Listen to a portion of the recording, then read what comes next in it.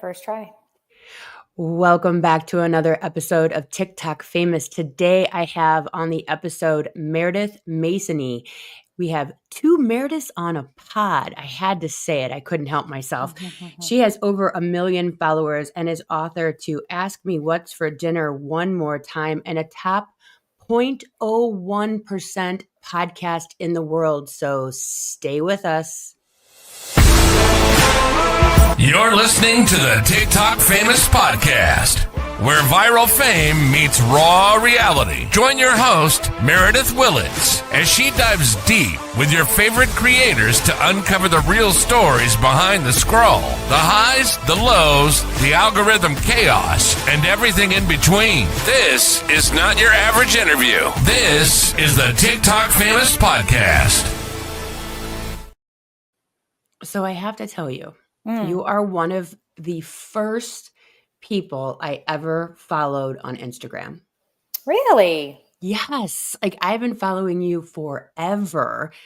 And then I found you again over on TikTok and I was like, oh, she's over here too.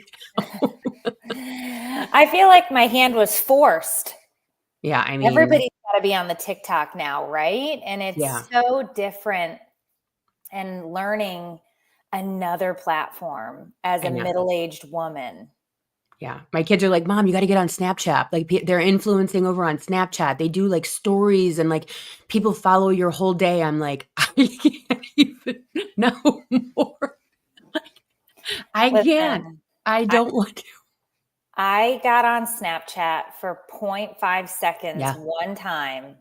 And the first thing I got was a dick pic. And then I closed it and I said, not today, Satan. Yeah. Because my husband's like, what are you looking at? And I'm like, a penis. I know. He's well, like, I mean, I'm like, I don't know. Yeah.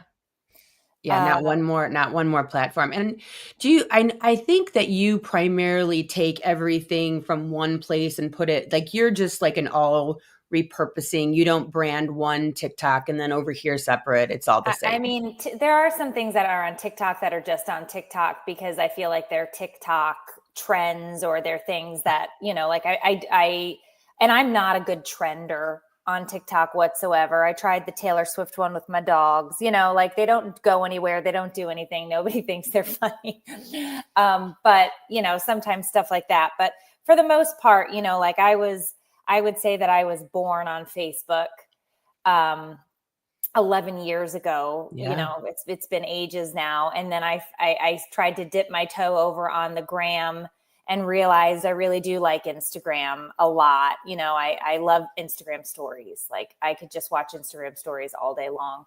And then everybody was like, you got to get on TikTok. You got to do all the things on TikTok. And gosh, that had to have been, I don't even know, five or so years ago. And it's just, it's a different planet. It's different. Everything about it is different. And the kids, the kids know the TikTok. They know how to do the TikTok. They understand all of the TikToking.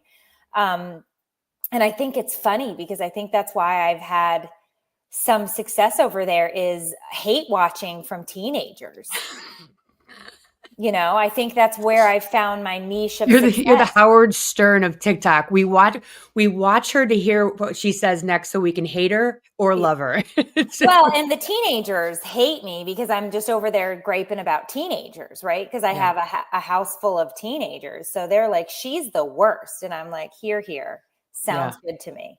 Well, we have the same age, at least younger kids. I have a freshman 14-year-old boy and a junior going to be 17-year-old girl. So you and I are literally swimming in the same pond of complete and utter chaos. I saw you just got your daughter a car. You might as well wave goodbye when they back out of the driveway and you'll see them again at college drop off or something, because I don't know about you, but my kid is never home. Never. Yeah, she's definitely busy and she's working because she the rule is you have a car, you help pay for a car. And, that was another one that I got all this hate on TikTok. Like, how dare you make her pay, have a down payment for a car? And it's like, so you should just just give them everything for free? What planet do you live on that you first of all, the fact that you think that I can afford it, right? Look at me. Okay, look at me. Let's just take a minute and look at this. Does it look like I'm going out and spending tons of extra money on, I don't know, anything? Because it's clearly not my hair. It's not my clothing. It's not, because I don't have no extra money because I got 3 teenagers. Okay. Yeah, it's a So whole thing. they have to pitch in. They have to pay. Somebody was like, just use the money from one of your videos. One of your videos and buy a car. I was like, I made $27 on this video last week. No, I can't get You're her not buying a car so much with that down payment. No, I can't afford an Uber with that payment. So I was just like, I don't know what world you guys live in, but it isn't the world in which the checks are deposited in my bank account. So yeah, it's a whole thing. Fine. So you had a life-changing health scare, I'm sorry, back in, was that 2004? And that's when you created this online community that's Inappropriate. Like, what did all of that look like back then? Like, what was going on? Yeah, so that was 2014. 2014, sorry. Yeah, no, 2004, I was young and spry. 2014, not so much. Yeah, so I was sick. I had this awful heartburn, and that wasn't news because I had heartburn my whole life. I swear I was a kid and I used to complain of having heartburn. And so I kept going into the doctor and they just kept upping my heartburn medication, and they were like, you're young, you're healthy, you're thin, there's nothing wrong with you. You have heartburn, big deal. And I was like, no, it's like, I can't lay down to sleep. I have to have pillows behind my back. I've started vomiting. So 6 months down the road, I had lost 10 pounds. My hair was falling out. And I was like, this isn't heartburn. There's something wrong with me. And the doctor was like, well, we could order a scope, but they're very expensive. And I don't really think that that's necessary. And I was like, and at the time I was a teacher. I was a public school teacher. And I said, we have insurance through the school. I'd like to use it and get it because I'm suffering immensely. Can we fix this? Yeah. At least see if I'm not dying. Yeah. And that's how they make you feel. I feel like as a female in the health system, they make you feel like you're completely insane and that everything that you go in with is so trivial. And so I wake up, I get out of the scope and the doctor was like, well, I saw something, but I can't identify what it is. I'm going to have to send you in for an ultrasonic scope at the hospital next week. And so, of course, your brain just starts going out of control because you're like, saw what? What did you see? Yeah. And a week later, I go in. This one was full anesthesia because they had to do, I don't know, take pictures and this and that. And they were going to attempt to do a biopsy. And so I wake up in recovery and my husband is just looking at me scared shitless. Oh. And he's like, you have a tumor in your esophagus. And he just had to tell me because the doctor had left. He didn't even wait for me to wake up. And they told my husband, find her a gastro-oncologist. We can't see her anymore. Oh my God. So I was sitting there at, 34, 3 tiny kids and this terrified husband. Being told that I had an esophageal tumor that they couldn't biopsy because it had broken through the esophageal wall, which meant that if they clipped it and it spread in the body, I could have cancer everywhere. Yeah. So at this point, you're just like, well, I'm going to die. I clearly, this has been in here for how long and nobody's listened to me. So within a week, I had gotten referred to a doctor whose name is Dr. Golden, and he was golden. He had zero bedside manner, but was a fantastic surgeon. And he saw me in his office, and he sat us down, and he said, "I've looked at your scans. We need to do a radical procedure."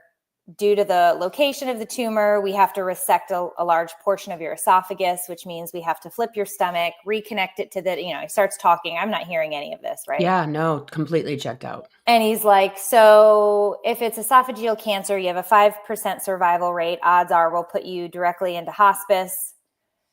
if it's this, if it's that. And he just starts listing off percentages and places that you'll go and what's going to happen. And so after all of that wraps, he's like, so we're going to schedule you for the surgery. And so I look at him and I'm like, well, I don't have any time off from work until Thanksgiving. So do you think we could wait until like that weekend? Because if I have to take off time, I don't have any time off, like as a teacher. And he looked at me and he's like, if this is esophageal cancer, you're dead by Thanksgiving. Jesus.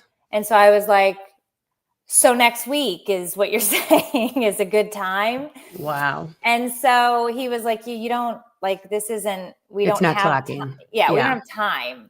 And so we get home that night and I just go into this like mode of, okay, I have to make freezer meals. My husband is not, capable of cooking. I'm going to be in a hospital for 6 to 10 days.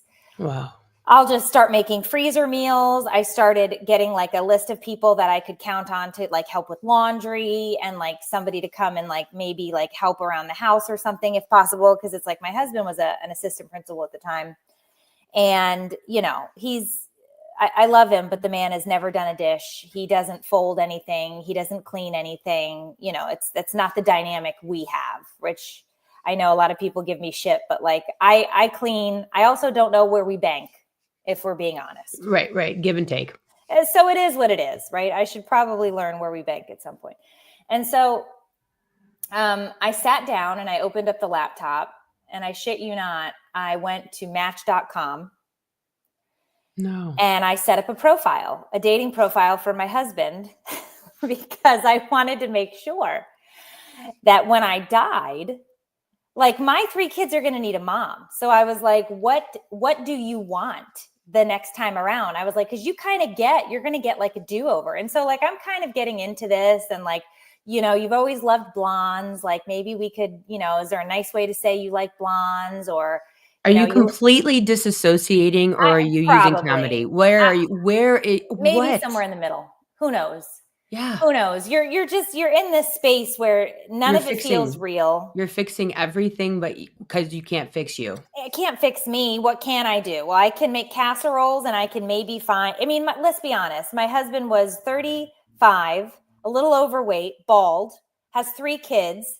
Okay. Like we got to help him out, like he's like, I have like the profile picture. We need a filter maybe, like, I don't know. Jesus. Like, you just start thinking about these things and people are going to be like, what an awful lady. Listen. Okay. I had a list and on that list, I was concerned about my poor husband who had never done a load of laundry in his life and the 3 kids that live with him. And somebody's going to have to fill that role. Okay. And who wants somebody else's 3 kids, right? Like this is not a happy Brady Bunch situation. I'm thinking like, this is going to be tough. And he just slams the computer down and he says, stop it. Nobody's dying. Get it together. Like if you want to cook meals.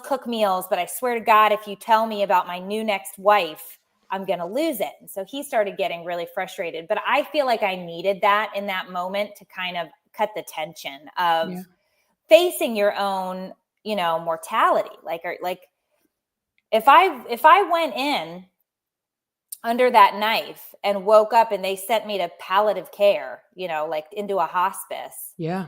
You've got your days are numbered, right? So like I was literally living with what felt like a ticking time bomb in my chest. And I was like, okay, like what else can I do? What can I do? What can I do? Because I'm a list maker. So, long story short, I also tried to get a set of tits when they put me under for anesthesia because I was like, while you're in there. P.S. One thing I've never had. It's a big rack. Is a rat. Not even big. I'm not an overachiever, like a solid B would be polite. You know what I mean? And the doctor looked at me and I swear to God, I was like, look, you're in, you're out, just plop a couple in. He's like, that is not my specialty. I will not be putting breasts in you today. He goes, do you have any other questions? If not, shut up. It's time to go. He literally told me to shut up. There's a first. Wow. I said, well, I was like, that's rude. But okay. So I wake up, tubes coming out of everywhere. You can't talk. There's they've got this tube shoved down your throat. You're in and out. And I just remember my husband holding my hand, and he just kept saying over and over again, "It's not cancer. It's not cancer. It's not cancer. It's not cancer." So it was like the best news ever to realize, like, okay, I'm not going to die. At least I could wrap my brain around that. I'm not going to die. And then I did have, a bit of a lengthy recovery. I think I was in the hospital 6 days. Wow. I was, after that first surgery, I had 2 more surgeries over the next 2 years. And it was what completely changed my life. It was in that moment, as I was recovering, that I realized I wasn't doing the things that I wanted to do with my life. I had the right husband. I had these 3 beautiful kids, but I was actively lying about who I was, what I wanted to do with my life, and how I was spending my time. Yeah. And I was given, a gift. I was given this, this big aha moment of, you get a do-over, lady. You get to start again. You can, be whatever you want to be. And I don't think a lot of 30-something-year-old mother of 3s really Get that get kick in that. the ass. Yeah, it was what I needed. Were you, because I went through breast cancer and did exactly what you're talking about. Started a podcast, got on social media, said screw it, traveled to Bali, did all the things. Oh, wow. And I've had a bunch of different guests on here. And my other podcast, I have 2, talk about that they had these moments of clarity where they weren't going to wait till their husband retires and their kids are grown and blah, blah, blah.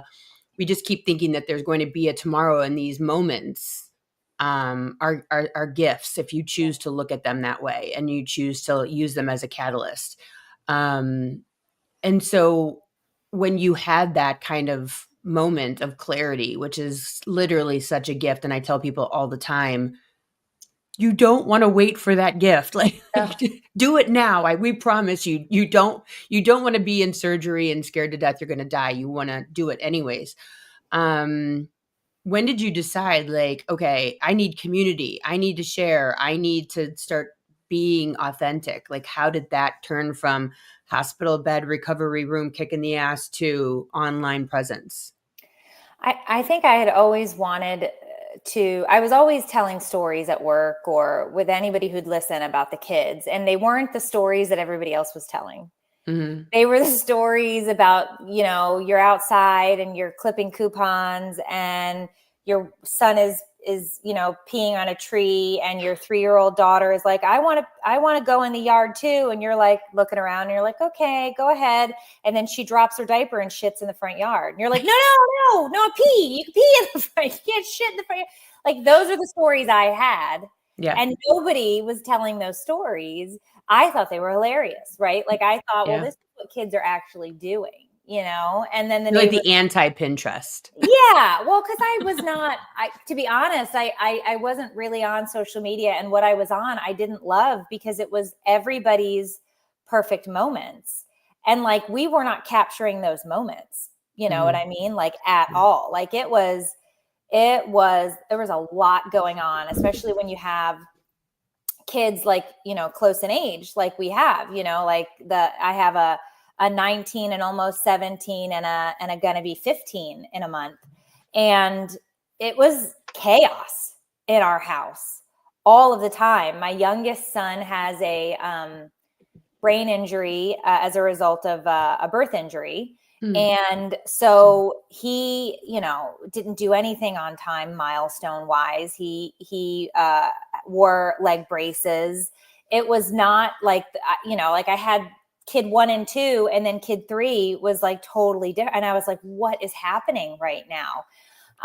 And, going through that whole process of figuring out that he has mild cerebral palsy, and, and what does that look like? And then he was diagnosed with autism. And then at like 8, they like took back his diagnosis. And I was like, well, what the hell is it? And they're like, he is predisposed for mental health disorders. And of course, then I'm feeling guilty because I myself have a pretty significant mental health disorder. And so I'm like, great, like I set this poor kid up for failure already. And all I did was give him my damn genetics. Right. Yeah.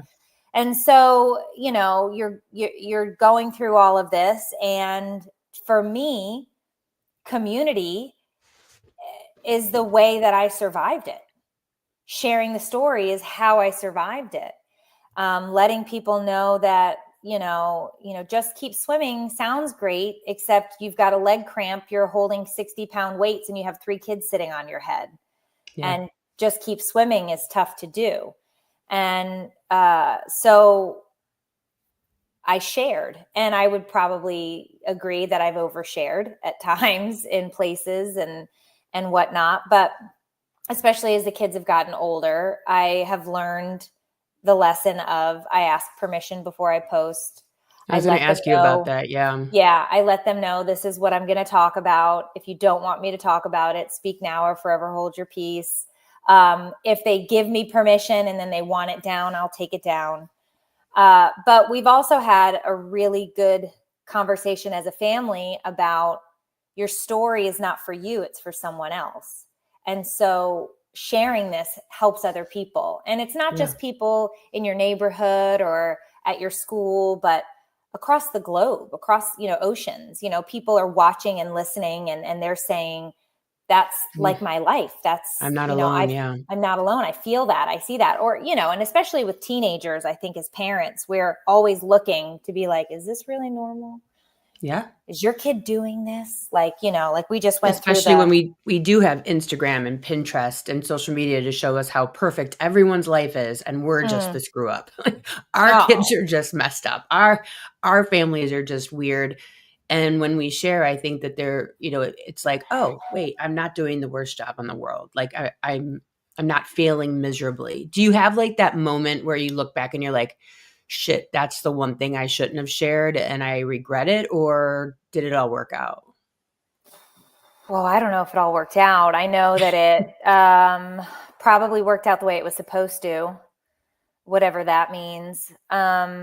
I'm definitely in my season of gratitude is the attitude, right? Like, especially I think something happens to you in midlife, and I would assume at this point the definition of midlife. I'm 45 next week, so if I make it to 90, I am. It's good numbers. I'm halfway there, right? So, so it is.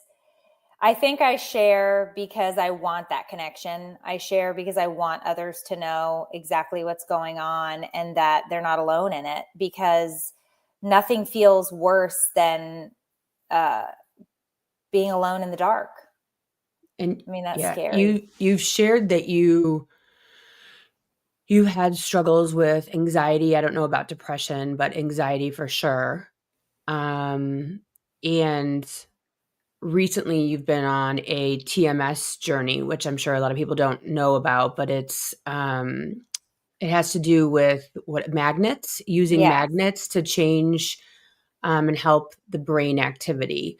And you've been posting about your daily kind of journaling and the way you've been feeling, because this is supposed to allow you to like pull back on medicine, not have to do like really quote unquote extreme like surgeries or anything like that. Can you just talk about, because I'm sure there's 100 million people out there that are struggling, and this is kind of a newish thing that people are talking about, I think, on social media.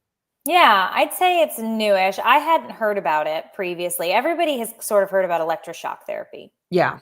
And they're like, oh my God, they're going to put electrodes in your brain and you're going to shock your brain as like this restart, right? Like this recharge.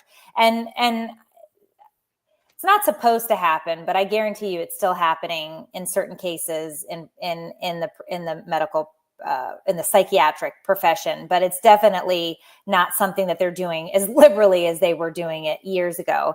But the idea of TMS is quote unquote similar to that, in the sense of these magnets they map your brain, right? We've got all these maps on brains now. We know exactly, due to this wonderful, due to these like CAT scans or MRIs or whatever, where they're literally talking to people, they're scanning and they can see the parts of the brain light up.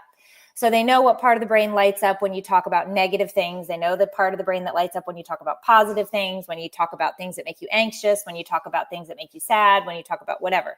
And so the brain mapping that they've done is pretty intense, and they can literally pinpoint where to place these magnets to send these pulses to sort of snap your brain into saying, hey, wake up that spot.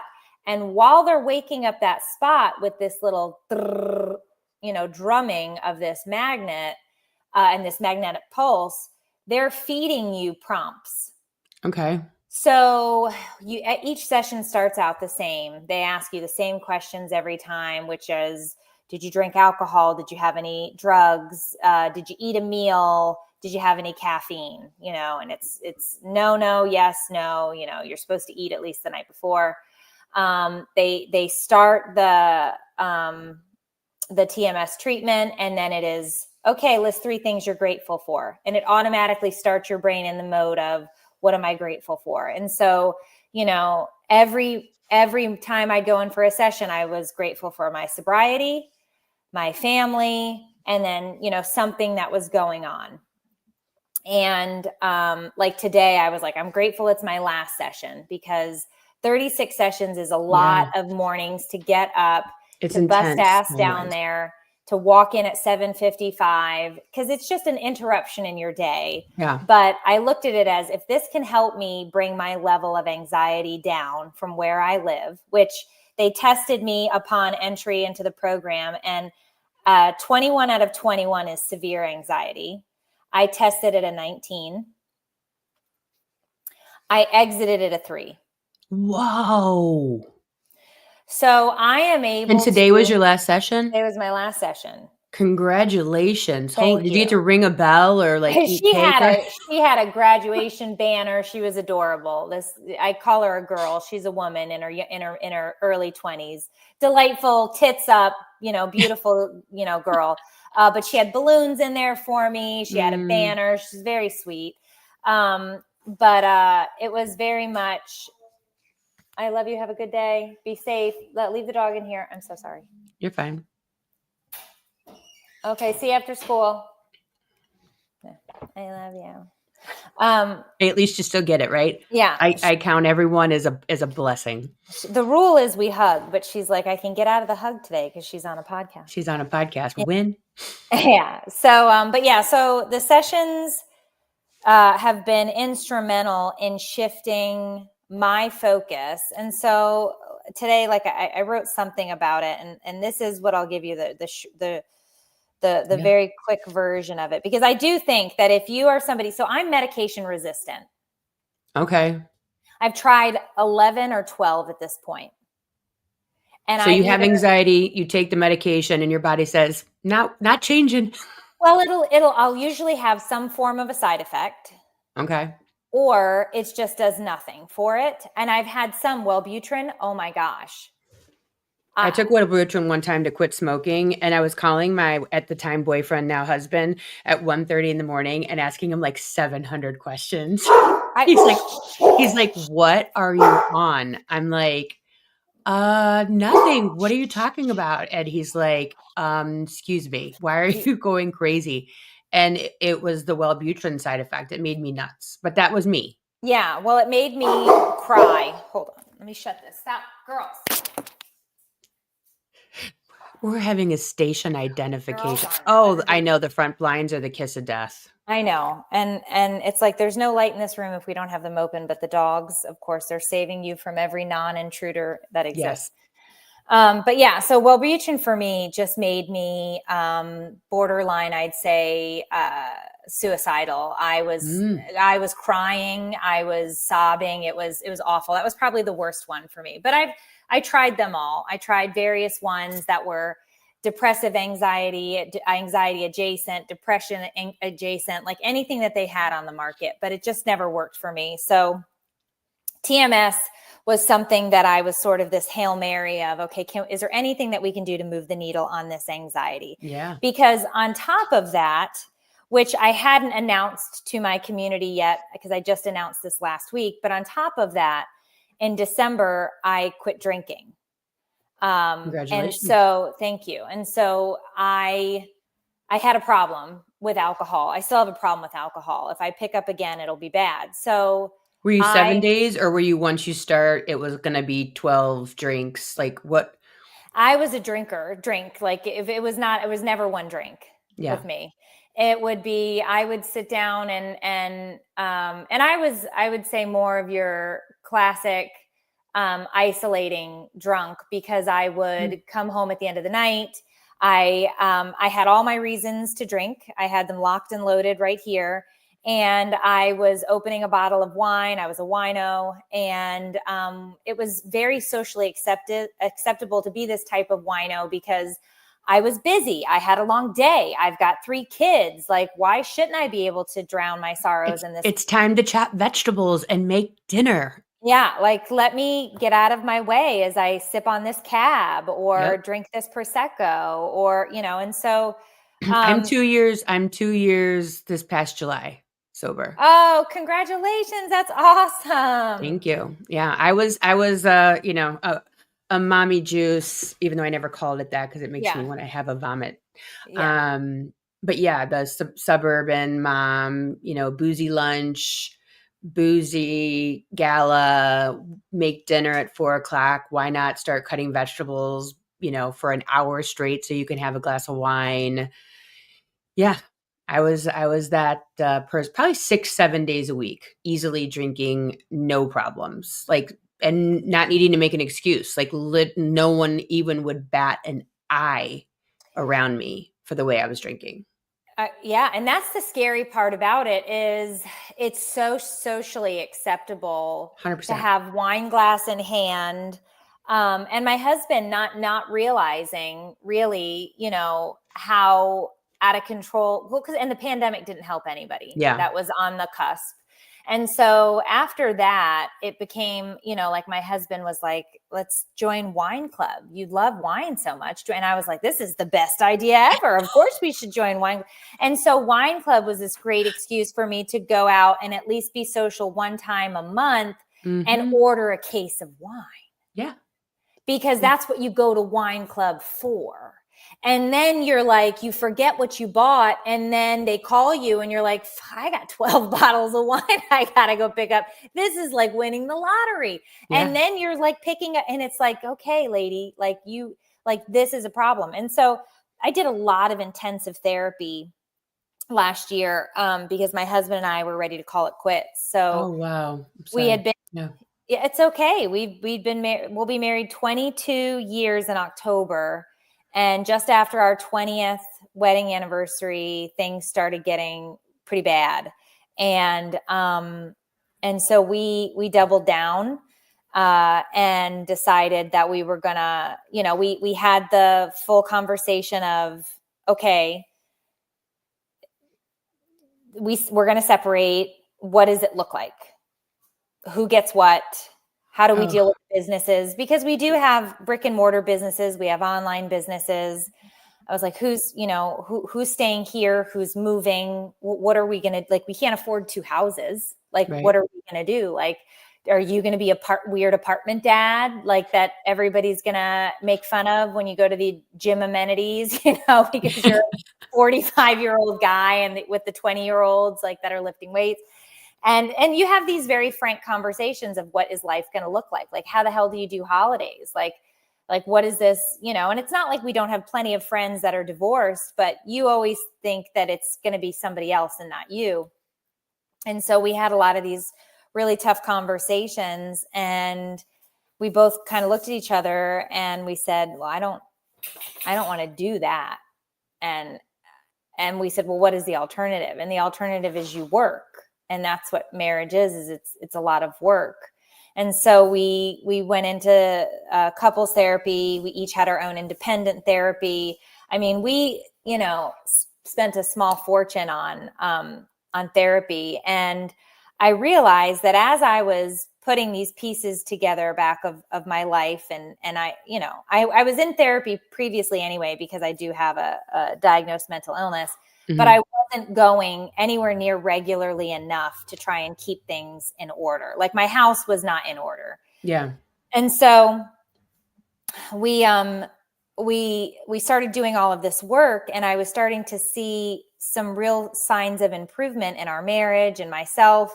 And every time I would take a drink, I would hear this whisper in my head, and it would say, "You're lying.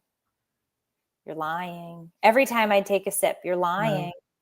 And I realized that every time I drank, I was in fact lying about this big problem that I had that I didn't want to face, because I didn't want to have to parent with the noise, and I didn't want to have to do marriage with the noise, and I didn't want to have to just sit there and listen to the noise, because that's what I have in my head. And alcohol numbs, and it makes the noise disappear. For that moment of time. Correct. Because then it rears its ugly head along with Well, that's all why the you drink again. That's why you drink again. That's why you got to shut it up. You got to have a lot of drinky drink. Another mimosa, please. Yeah. And so it was very apparent. And so I, of course, as somebody who likes to go balls to the wall, I waited until December 30th, because I knew, I was like, if I do this on the 31st, I will take this into 2025. Yeah. So I gave myself until the 30th. Said, all right, wino, this is it. That gives me so much anxiety. Like, I quit by accident, sort of. Like, mine was like, why am I drinking all these calories? Because I struggle with weight. And so I'm like, what's my end game of 2 beers? Like, either I'm going to drink and get obliterated and be dancing on a table, or this is dumb. Like, what's 1 or 2 beers at, 300, 400 calories total? What is that doing? So mine was kind of like, what's the end game? This is stupid. This doesn't make sense anymore. So mine was kind of like this weird gradual blob. But as you're talking about a date that's planned, I'm like going out of my skin thinking about this date. Were you freaking out? I knew it was coming, and I Did you tell anybody? Because that gives me anxiety too. Like, okay, good. Like this is your own world. This is my own crazy. I like to cook it up on high. You know what I mean? I don't do anything on the low burner. Oh my God. So I gave myself until the 30th, and then I stopped drinking. And then, of course, my kids are cracking jokes because we were out, and I said, oh no, I don't drink. And they're like, yeah, okay. And it's like, no, I'm not drinking anymore. And they're like, all right, and everybody's getting a good laugh. And I'm like, okay. And so I didn't really engage in it. And then the further down the road, they were like, well, are you going to have a drink? And I'd be like, no, I'm not going to have a drink. And so because they don't trust that, because this is not the norm. This is not what they've watched mom do. And I started talking about my drinking more and more in therapy. And it took me January, February, March, April. It took me till probably April to admit that I was an alcoholic in therapy. Mm-hmm. It took me that long. I'd said it in my head. I'd never said it out loud. I'd never said it to another individual. And my therapist was like, welcome to the party. I knew. And it was like, well, thanks, Nance. Did you do a program? Did you white knuckle? I'm in AA. You're in AA, okay. But I did not start that until June. So I fully white knuckled until about June. And then I realized this isn't sustainable. I do need support in some way, shape, or form. Yeah.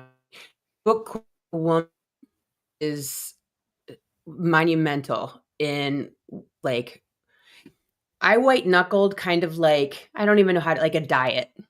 You go, my hard ones were like white tabled Italian restaurants. That was a killer. Like, I'm like, I just want a glass of red wine. Like, how am I going to do this with water?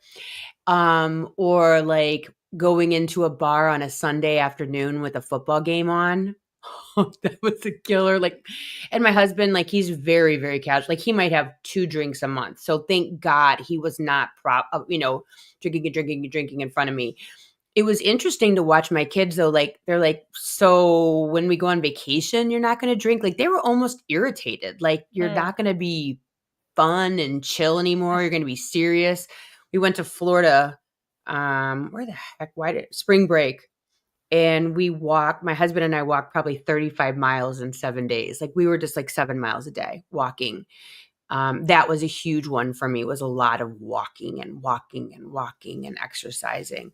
But yeah, Quit Like a Woman, I highly recommend it to anyone out there listening or watching, because she really breaks it down how women need to be empowered a lot of times to go through this. But I mean, what has changed in your family dynamic, like especially having teenagers that are now entering, are in high school, and this is probably in front of them, alcoholic. Does that is that easier to change your conversation? In my house, it's been huge for me not drinking, with also asking them to not drink. I let them know alcoholism is it's genetic. There's a component here that predisposes you for having it. And so I referenced family members that I have that are alcoholics. And I said, you know how so-and-so drinks and so-and-so, this isn't normal. You are watching a culture of drinkers who aren't social drinkers. And so that gives you a very distorted view of what socially acceptable drinking is. And so I'm here to tell you, that's, that you have a disadvantage. Yeah. So we had some real conversations about that. I do have a sophomore in college, and of course I know that drinking happens, but he's also an athlete. And so he knows the rules of his team. And so we've just been very honest, where I was like, look, we're not stupid. We're not blind. We understand that these things are going to happen, but as an alcoholic, this is something that you're going to have to potentially face. Yeah. So let's think about it in that, and just the medically in the fact of I've passed on genetics to you that predispose you for this. So we've had You're conversations welcome. about that. Yeah, you're welcome. You're welcome. The gene pool is a bitch. But I think these conversations are conversations, maybe other people are having them, but, I think that after COVID, and we literally had to wring out our livers after sitting at home and like, what else are you going to do kind of conversations, but drink. And then you had your maybe COVID bubble. We had a COVID bubble. And it was just then, I was just telling someone the other day, I knew I had a problem. I did when I went to the bar locally after COVID, and the drinks tasted like juice, and I was irritated because there wasn't enough tequila in them. And I'm like, I might as well just go home. This is stupid. Like this is so, like, can you put a triple in there? Like I was drinking the 32-ounce Yetis, water, tequila, lemonade, like it was just part of my day. And I'm like, this is dumb. Like, where am I headed with my face is swollen, my body's swollen. It is astonishing to look at a picture. Yeah, I just looked at some of mine. I was freaked out. Of myself from, let's say, November of 2023, and then looking at a picture now, and the different things that I've the changes that I've made, because I did start HRT as well, which was a huge game changer for me because I'm in menopause. Always fun. Super fun time. Super fun time. Yeah. Super hot fun flashes. time. Oh my God. A hot flash. And I deserve every hot flash, because I remember watching some woman, I forget who it was, and she was saying, when I get a hot flash, I just told myself it's a charge up. And I'm like, I'm going to do the same thing. I'm going to be like, I'm charged up. Here comes that hot flash. And I remembered, it's like you lay in bed, don't touch me, leave me alone, get on your side of the bed, don't even put your hand on me, off on with the blankets all night. And then and then mine started to become dread, and then nausea. And then here comes the hot flash. So the dread, I tell people, the dread was kind of starting to touch each other. And I can't take HRT because I had breast cancer. Right. So I am screwed. Yeah. But I've done some research, and the doctor's like, you can take Effexor, you can take a antidepressant, this, that, and the other. But I've done some research lately that nicotine patches actually help for some unknown reason. So I'm going to be trying nicotine patches to see what helps there. So I will tell you, I have so I get migraines Okay. that are weather related. So Okay. pressure Mhm. drops. We get a nasty storm that comes in. So like we had this really nasty storm on Saturday afternoon. Yep. Terrible migraine, right? So I bought, and you can get one, I'm sure, on Amazon or wherever, but it is you stick it in the freezer, and it's this neoprene sleeve that goes onto your head. Those are magical in a hot flash. Really? Yes, because you have it in the freezer, it's ready to go, it's cold. You pop that, because what I found is like a hot flash will be like, all right, Satan has entered the elevator. Oh my God. And the elevator is going up, and it's going up, because mine start at the base level and they just start making their way up until it's like, it's just shouting out of your scalp. It's the So worst.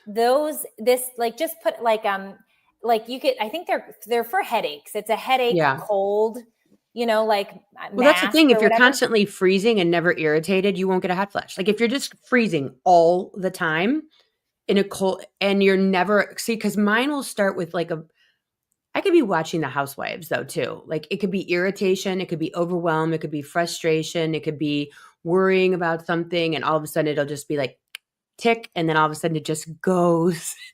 Like the furnace just turns on. Yeah. But I'm telling you, those things, that is great, because if I feel like one is coming, and I don't get as many at all anymore because I am on HRT, you're on the juice.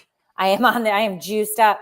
But I have noticed that when I feel like one is coming or whatever, I pop that mask on and I just sit there for a minute and I pull it down, and that will cool down my entire body. Heaven. And it was like $20. Heaven. Just throw it in your freezer. It's good. That's crazy. Has your audience shaped what you talk about online, or more your family? Oh, I think I just like the ages and stages and phases of our lives. I talk about what's going on. I've always said, you can't make this up. This is what's going on. This is what's happening in our four walls.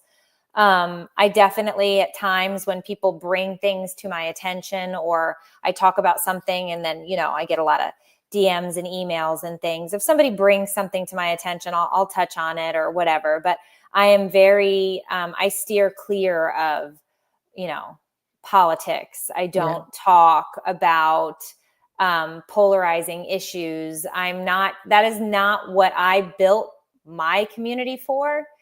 Mine was for, moms, women, wives to feel less alone and less isolated. So I don't want to bring things in from the outside that will isolate and cause those types of things. So I choose not to do that. I know a lot of people do it, and I get sucked in, and I think that I've made mistakes by doing it. My husband gets mad at me all the time. He's like, "Can't you just stay out of politics?"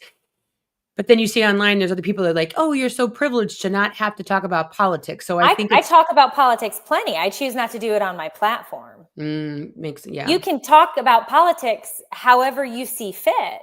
I don't believe I'm too privileged to talk about it. I also put my money where my mouth is, and I make donations based on what I deem where my allegiance lies. Yeah. That's my right as a citizen of the United States of America.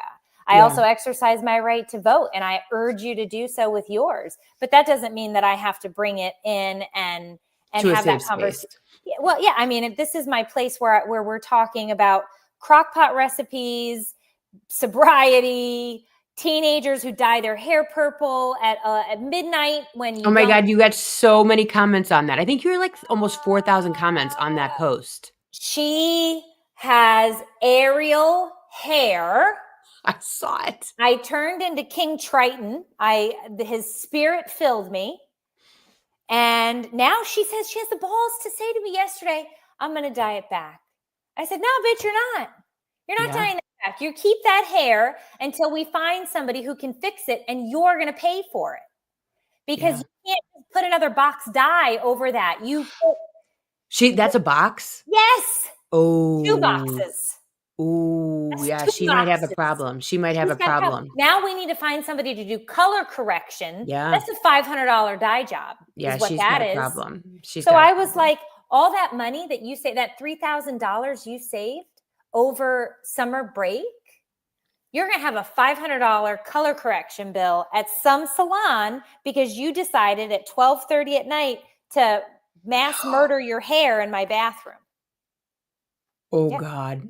Yeah. So I told her, I said, do not put another thing on your hair. No, it'll fall out, out. turn green. Yeah. We've seen it on social media. Just keep sending her social media shit like I told her, I said, do box not on do box. it. Don't do it. I said, don't do it. Do not do it. And so now we have to go to, and that's one of my jobs today is finding somebody in my area who can fix this because I don't even know where to take her. Well, I mean, Because I is she don't going get brown? my hair done. So Is she going brown or what color? What's her? she's going to go back. Her natural hair color is a very, very, very dark chocolate. Okay, so that might be easier because red is like the filler of brown. So she might be able to, but it It's just not a depends on natural those. red. It's like a weird Yeah, cherry. it's so pretty though on her. That photo that you put up, she is beautiful with it. Well, I mean, that doesn't help the case is the problem. Oh, you look beautiful. No shit. She looks beautiful. She's a caramel macchiato princess, right? Yeah. I mean, my husband gave my kids this beautiful skin tone, right? Because he's Puerto Rican. So my kids have this gorgeous skin coloring and beautiful hair. They have this beautiful, thick, my husband doesn't have hair anymore, but when he had hair, it was luxurious. And so, they got this, my kids look like his side of the family. They don't take after me, which is a good thing. But I don't know how to deal with this is the issue. Like, this isn't white people hair either, right? Like, we have to be very specific with who we find to touch her hair because she's got mixed Puerto Rican, and I call it Jack Sparrow hair because I look like I have, what is that? The pirates get scurvy. I mean, my hair is so bad. I got a case of scurvy and scabies. Who knows? It's bad. My hair is awful. So I got to find somebody to fix it because it is not fixable with in layman's terms. no, yeah, you gotta make sure it's filled properly because one thing and she should bring the box or something because one thing touches another thing. When we've learned on TikTok, those colors get together and they are not friends and they'll just burn. I feel like she's going to have to do, what do they call it when they not strip it, not like where they bleach it out or whatever, but where there was I was looking it up. I was, chat GPTing, but it's something where it's almost like they condition it to a point of where it just falls off, like the strips dye. Something. Yeah. And then they can do some like correction to it. And then like, this isn't like a one visit either. This is like, we have to do this, and then you can come back and we can put this and this. Then we're going to give you the K18. Oh God. Oh, so expensive. I just can't. Not good. It's not good. So I just am sitting here thinking about you with your past life anxiety issues. We don't want to manifest anything for today because you're the last day. How the hell did you do, what is it, a 76 city comedy tour with anxiety? Oh, how the hell did you do that? I do love people. I really do. I make jokes all the time, but I love getting out there and talking to people, especially when I'm on stage. Nothing makes me happier than eliciting a laugh from somebody because it means I've put you in a good mood. I've given you something that you can relate to. We've bonded over that. So I hope that comedy in the stand-up form is not done for me. We did a tiny little podcast tour with my podcast, Take It or Leave It, with Tiffany Jenkins. We did a big 3-city tour when we did My Name Is Not Mom. I did 25 solo shows my son's senior year, which I had to stop because that was just, you can't do anything your kid's senior year No, because it's every day they want every you there day doing there is a something. Yep. different Yep. thing. Yeah, I Yep. felt like the biggest asshole because I was missing all of it. So I definitely won't do any shows next year because it will be my daughter's senior year, and then my son will be at that point my son will be a sophomore, so I could probably do a couple of things in between before it's his senior year. But I do love stand up, and I do love meeting people and getting out there. And Are you more comfortable there? Would you say, like, is that one of those things where you like get on stage? Are you that person that then you feel comfortable all of a sudden? I am comfortable on stage. I because for me, it's a conversation. Mm-hmm. Stand up is a conversation. We're going to talk about things. It's scary. I never know what I'm going to say. I have a set. I always go in with a set, but I always have a set, but I will go off. And if somebody in the audience says something, it'll trigger something else. And we could do 20 minutes on, this guy's job, or, this lady's marriage, or her mother-in-law, or, and you just never know. But I think life is so funny. It feeds you what, you're supposed to really be talking about. And every audience is different. So you're always going to hear somebody's going to chime in, somebody's going to say something. So I love that. So I hope I'm not done with that. I just know that for right now, with the age my kids are, it just becomes very difficult because you're managing young adults' lives, even though they claim they don't need your management. Oh yeah. I'm financing it. That I can tell you. If I'm not managing it, I'm still financing it. So there are things, even as you send them off to college, I still have to know this kid's track schedule and parents' weekend and all of these things that are coming up and when their breaks are. And, he was just down in Miami last week, driving his girlfriend up to Daytona. His car breaks down, $3,600. I'm financing this life that they live, like, but they don't need you for. Yeah, can't tell me what to do. And it's like, well, do you, I assume you're going to allow me to use my Amex to pay for that broken water pump. Yeah. So you don't seem to have anything to say right now, but. Oh my God, I love it. So let me ask you quick questions. Okay. This or that, mom life editions. I figured I'd do this with you. I've never done it before. So let's see if it works. We'll see. Coffee first thing or straight to chaos? Oh my God, coffee. Totally. I started doing that Rise mushroom coffee. Is it good? I love it. Stop. I'm shocked. I'm one of those people that like could mainline coffee, right? But it was starting to make me wacko, like where I would becoming like, why is this there? Like I was getting high strung, like not healthy. And then I went to decaf, and then everybody and their brother is like, do you know how many chemicals they use to decaffeinate coffee? And then I am on the half calf. I'm on the half calf. So I'm telling you. So the Rise coffee, RYZE. I just got an email about their like a discount code or something from somebody I might follow. I have it on a link in bio, everybody. Link in bio. Okay. And they're having a sale Labor Day weekend. So like even if you just like click through my link and then use it Labor Day weekend, I'm here for that. Okay. It gives it kind of like and I do my vital proteins in there too. So that the collagen stuff, but that's me. But I am a collagen gal, but I do mine as a shot. Oh, you do yours as a shot? Yeah. So this is my second cup of Rise, and I do it in my Yeti because I love it to stay hot forever. And I just do cream, and I think I do agave right now, but I love it. It's half the caffeine of regular coffee, but it's got all those mushrooming, healthy, goodnessy things. I'm a mushroom gal. I do take a lion's mane blend gummy in the morning that it's all got in there. L-theanine and all that stuff in it. Yeah. Yeah, it's all in there. So I mean, give it a shot. You got me sold. I'm going to buy it for Labor Day. I want my discount. Yeah, use your discount it'll be on the website. Okay. I'm just going to, so I would say I probably do 1 scoop per this size. right? Got it. So like, what's it, 16 ounces or 12 Yeah. ounces or something. But yeah, it's kind of like a hazelnutty, type of vibe Oh, with, really? I thoroughly enjoy it. Get one package, try it out. But Yeah. so that's my coffee. Okay. You sold me. Look how great you did. I'm going to See, buy I'm it. so I've good. danced around it for a while and I switched to half calf for the same reason that you were saying. Yeah. But yeah, I I'll think try like it. when you go through menopause, everything just affects you more.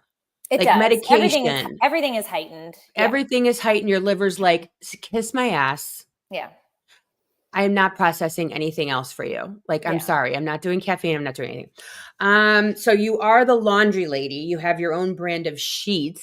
I do. So PTA meeting or Laundry Mountain, which one are you tackling first?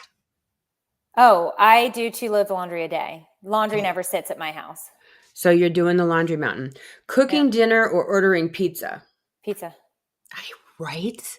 I And hate it's the cooking. only thing that is currently delivered that is the same as it is if you go to the store. This Uber Eats shit. I don't do that. I don't have the Uber Eats on my phone. I can't afford it. I'm like, I No. am not spending $25 on one burrito because of the upcharge plus the delivery I didn't plus the even know that it tip. was. Yeah, no. One time I tried ordering something from what the hell was it? Smoothie King. I just had shoulder surgery and I was so parched. And I'm like, I want a smoothie and an acai bowl. $50. No. No. No, that's a good manicure. Yeah. That's almost a facial. Yep. Like Yep. there's so many other things I could earmark that for that I couldn't. Yep. I never put the Uber Eats or the, what is it? What is it called? Paper mates or something. Whatever they are. Yeah. I've never had one. I've never done it. I'm not saying that to like brag. I'm saying that as I would never pay. There's nothing in that convenience for me that is worth that, because I would much rather spend my money. Like I said, that is almost a massage. Like I will spend the money, but you're a this or that. You're a this or that girl. I am too. I'm a total this or that girl. I'm like, and pizza is the lone standing last cowboy. Because they've always charged you for delivery on a pizza. Yep. And it's just like, but they don't upcharge a pizza. If I eat it in the thing, it's $9. If they deliver it to my house, it's $9 plus tip. I'm okay with that. Right. And that, like, we just had pizza the other night. This place is pricey, very good. Yeah. Pricey. But yeah, I mean, there's no delivery fee, probably because they charge an arm and a leg. But of course, you got to give a $5 tip. Yeah, somebody drove it out here. You got to give $5-6, whatever. And it's pizza. I could eat pizza every day not that I could because of my indigestion and my middle-agedness. But if I could, I would, because that is my favorite food on the planet. It's so delicious. It's delicious pizza. And it's done. And you can eat it cold and you can eat it for lunch the next day. So it tastes better every day. Yeah. Silent house or kids' laughter at full volume? Oh, I like the laughing. I'm a laugh person. So I love to hear the giggles and it does make me sad. Yeah, because they're playing a game. Yes. Or, like, what was that stupid game they went so crazy over it? The goat cheese taco pizza. I don't have this. Look it up. It's a card game. Okay. And they slap the shit out of each other. You have to slap. It's like slapjack meets goat meets cheese. Don't know, but my kids love it. And we played this and my daughter was insane with it and she was slamming her hand and it was just a thing and everybody had a good time. But this is the time of year where it does get a little bit sad because my son has gone back to school. The kids are back at school. Yeah. This is the first year in 3 years where I don't have a kid in my house because my youngest was homeschooled for 3 years. Wow. Okay. So I don't have, literally nobody is here right now. And it's the weirdest thing because there was always somebody coming in and out. Mm-hmm. And so it's a different phase for me. Now it's just the lazy mutts. The dogs. Yeah. I know I have 2 dogs. They keep me busy, though. They're always willing to drive me absolutely freaking bananas. Second you get on a phone call or you start a live or whatever, they're there to shit on the floor or cause a problem.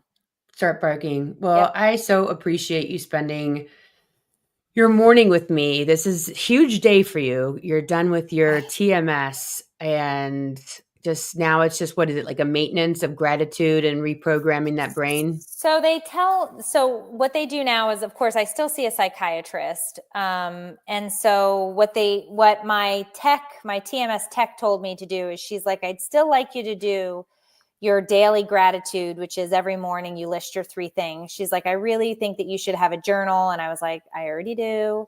I plan on doing my gratitude every day, 3 things in the morning, first thing. Because I also go to AA meetings at 7 a.m. So yeah. I do an AA meeting at 7. And now instead of going to TMS at 8, I'm just going to do my 3, things I'm grateful for. And on Mondays, she's like, goal setting is still very, very important for starting your week. So she's like 3 SMART goals at the beginning of the week. So there's definitely maintenance in there. And it's like anything else. If you work it, it will work.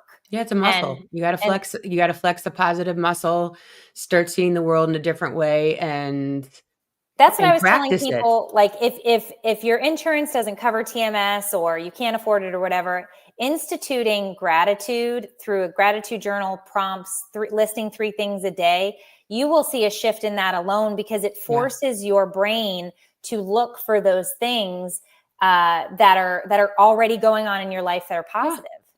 Yeah, I always tell people, I said, if you're having a bad moment or you're frustrated or you're anxious or whatever, I say, look around the room even. Look around your brain, look around your room, find 20 things. And if you're still not feeling good, find 30 things. If you're still, just keep going, because eventually it'll start to lighten, because you can't think of a negative and a positive at the same time. If you're forcing yourself, like, I'm thankful for flannel sheets, I'm thankful for my shoe. Like, I don't care what. It's grounding. What you're doing in those moments are grounding. Yep. Yeah.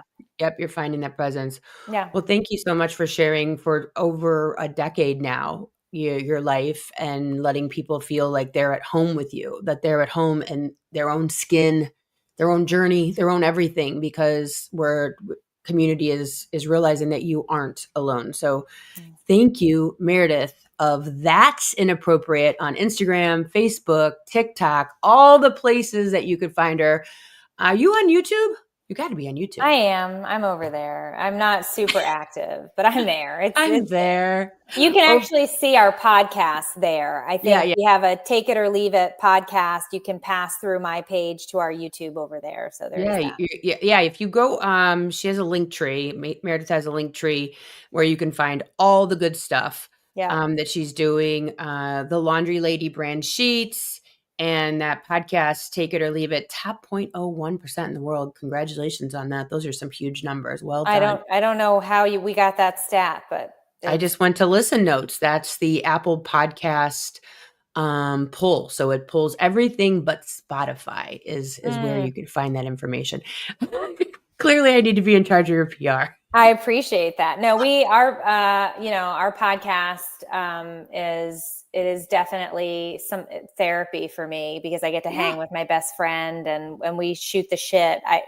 There is no organization behind it, no structure. It is literally us just 2 fucking messes that are just there to say, hey, what's going on? Let's have some coffee and chat. But it's a good time. I love that so much. Well, thank you so much for being here, Meredith. And I will see all of you guys here next time with another amazing guest that is TikTok famous. I'll see you guys next week. Thank you so much. Thank you. Thanks for tuning in to the TikTok Famous Podcast with Meredith Willett. If you're loving the unfiltered stories and behind-the-scenes truths, be sure to subscribe, leave a review, and share the show. Until next time, let's get